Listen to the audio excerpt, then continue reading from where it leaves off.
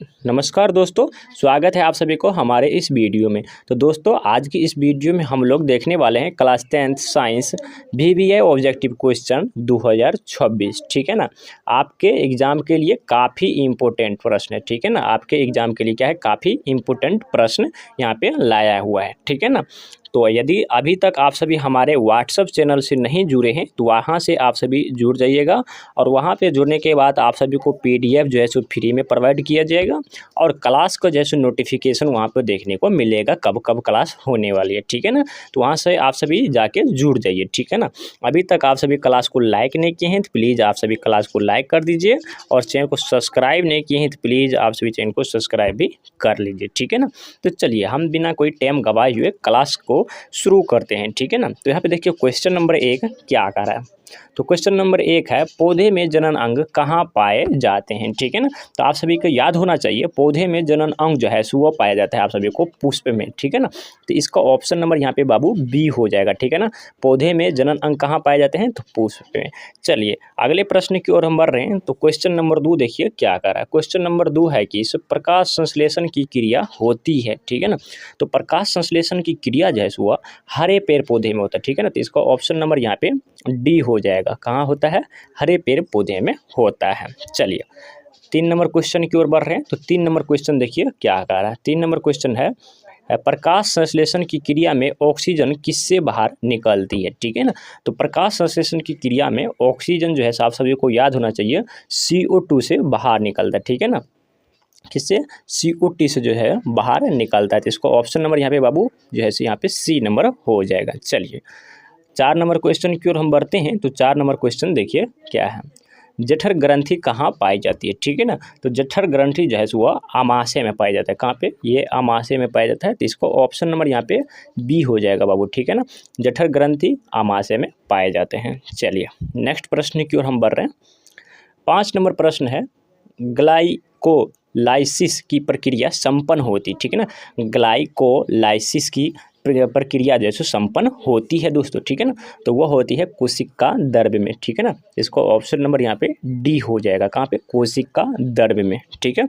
चलिए 6 नंबर प्रश्न की ओर हम बढ़ रहे हैं। तो 6 नंबर प्रश्न देखिए क्या कर रहा है। 6 नंबर प्रश्न है, किस इथाइल अल्कोहल किस प्रकार के शोषण से बनता है। ठीक है ना। तो इथाइल अल्कोहल जो है आप सभी को ध्यान रखने की जरूरत है, वह जो है अवायवीय से बनता है। ठीक है ना। तो इसका ऑप्शन नंबर यहाँ पे बी हो जाएगा बाबू। कौन, अवायवीय हो जाएगा। ठीक है ना। काफ़ी इंपॉर्टेंट प्रश्न है, आप सभी को याद कर लेना है। ठीक है ना। आपके एग्जाम के लिए वेरी इंपॉर्टेंट है। ठीक है ना। सबसे छोटी अंतःस्रावी ग्रंथि कौन है। ठीक है ना। तो सबसे छोटी अंतःस्रावी की बात किया जाए तो ये हो जाएगा पिट्यूटरी ग्रंथि। ठीक है ना। तो इसका ऑप्शन नंबर यहाँ पे बाबू बी नंबर हो जाएगा। ठीक है ना। चलिए आप सभी को क्लास अच्छा लग रहा है तो प्लीज़ आप सभी क्लास को लाइक करके चैनल को सब्सक्राइब जरूर कर लीजिएगा। क्वेश्चन नंबर 8 है कि इस पौधे के वायवीय भाग से जल के ह्रास्य की क्रिया कहलाती है। ठीक है ना। पौधे के वायवीय भाग से जल के ह्रास्य की क्रिया कहलाती है। तो ये हो जाएगा दोस्तों वाष्पोत्सर्जन कहलाती है। ठीक है ना। तो इसको ऑप्शन नंबर यहाँ पे जो है बी नंबर हो जाएगा, वाष्पोत्सर्जन। चलिए 9 नंबर प्रश्न की ओर हम बढ़ रहे हैं। तो 9 नंबर प्रश्न का रहा है कि इस घेंगा रोग किसके कारण होता है। ठीक है ना। तो घेंगा रोग जो है नमक यानी कि आयोडीन की कमी के कारण जो है घेंगा रोग होता है। ठीक है ना। तो इसको ऑप्शन नंबर यहाँ पे सी हो जाएगा। ठीक है ना। चलिए 10 नंबर प्रश्न की ओर हम बढ़ रहे हैं। तो 10 नंबर प्रश्न देखिए क्या कर रहा है। 10 नंबर प्रश्न है कि इस रक्त में हल्के पीले रंग के चिपचिपे द्रव को कहते हैं। ठीक है ना। रक्त में हल्के पीले रंग के चिपचिपे द्रव को हम क्या कहते हैं। ठीक है ना। तो उसको जो है हम आप सभी जो बताते हैं, उसको जो है हम सभी क्या कहते हैं, लिम्फ कहते हैं। ठीक है ना। किसको, इसको हम लिम्फ कहते हैं। ठीक है ना। सॉरी, इसको प्लाज्मा होना चाहिए। ठीक है ना। इसको हम प्लाज्मा कहते हैं। ठीक है। तो इसको ऑप्शन नंबर यहाँ पे ए हो जाएगा वो। ठीक है ना। प्लाज्मा कहते हैं। चलिए 11 नंबर क्वेश्चन की ओर हम बढ़ रहे हैं। तो 11 नंबर क्वेश्चन है कि वाष्पोत्सर्जन की क्रिया पाई जाती है। ठीक है ना। तो वाष्पोत्सर्जन की क्रिया जो है वो पाई जाती है। ठीक है ना।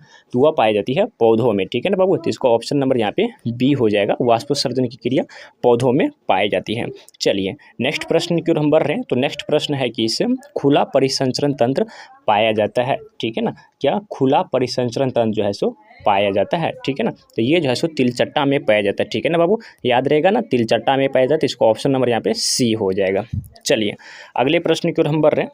तो अगला प्रश्न देखिए क्या है। अगला प्रश्न है कि इससे 13 नंबर प्रश्न है कि रक्त क्या है, ठीक है ना। तो रक्त क्या है बाबू, तो रक्त हो जाएगा एक प्रकार का तरल ऊतक है, ठीक है ना। तो इसका ऑप्शन नंबर यहाँ पे बी हो जाएगा, ठीक है ना। रक्त क्या है, रक्त एक ऊतक है। चलिए अगले प्रश्न की ओर हम बढ़ रहे हैं। तो अगला प्रश्न है कि 14 नंबर प्रश्न, मूत्र का पीला रंग किसके कारण होता है, ठीक है ना। मूत्र का पीला रंग किसके कारण होता है, ये होता है यूरोक्रोम के कारण बाबू, ठीक है ना, याद रहेगा ना। इसका ऑप्शन नंबर यहाँ पे सी हो जाएगा, यूरोक्रोम। चलिए अगले नंबर प्रश्न की ओर हम बढ़ रहे हैं। तो अगला नंबर प्रश्न है कि इससे 15 नंबर प्रश्न, उभयलिंगी जंतु है, ठीक है ना। तो उभयलिंगी जंतु कौन हो जाएगा, तो वो हो जाएगा केचुआ बाबू, उभयलिंगी जंतु होता है, ठीक है ना। तो इसका ऑप्शन नंबर यहाँ पे डी हो जाएगा, ठीक है ना। तो चलिए यहाँ पे क्वेश्चन पूरा जो है सो लास्ट हुआ, ठीक है ना। आप सभी को बहुत बहुत धन्यवाद, थैंक्स फॉर वॉचिंग अभी तक जो है सो देखने के लिए, ठीक है ना। तो आप सभी को ये क्लास कैसा लगा, ठीक है ना, प्लीज़ आप सभी कमेंट जरूर करिएगा ये क्लास आप सभी को कैसा लगा, ठीक है ना। और अपने दोस्तों में भी शेयर जरूर कीजिएगा, ठीक है ना। तो अभी तक यहाँ पे 15 हम ऑब्जेक्टिव कराएं और 15 ऑब्जेक्टिव में आपका कितना सही कर पाए, ठीक है ना, तो ये जरूर आप सभी बताने का प्रयास कीजिएगा, ठीक है ना। और अभी तक आप सभी हमारे इस चैनल को सब्सक्राइब नहीं किए तो सब्सक्राइब करके वीडियो को लाइक कर दीजिएगा, ठीक है ना। चलिए अपने दोस्तों में भी शेयर कर दीजिए। फिर मिलेंगे किसी अगले क्लास में।